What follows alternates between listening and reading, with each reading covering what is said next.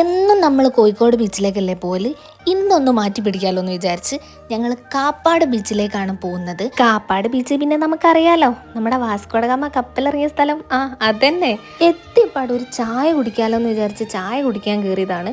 First തന്നെ ഫ്ലോപ്പായി. ആ കടുക്കയും കാടമുട്ടയും പറ്റ മോശമായിരുന്നു, തണുത്തതായിരുന്നു. പിന്നെ രണ്ടാമതെത്തിയ സ്ഥലമാണ് കേട്ടോ ഈ പൊക്കോടയൊക്കെ ഉള്ളത്. അത് നല്ല ചൂടിലായിരുന്നു ഇവർ പഴംപൊരിയും പൊക്കോടൊക്കെ പൊരിച്ചത്. അത് നന്നായിരുന്നു കേട്ടോ.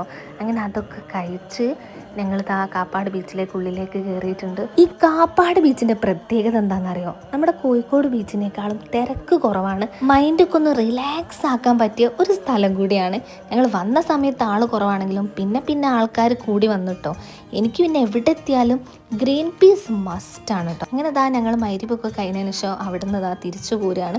പിന്നെ ഞങ്ങൾ ഫുഡ് ഹോട്ടലൊന്നും കയറി കഴിക്കാൻ നിന്നില്ല, പാർസൽ വാങ്ങിപ്പോന്നു. അപ്പോൾ അത്രയേ ഉള്ളൂ. ടാറ്റാ.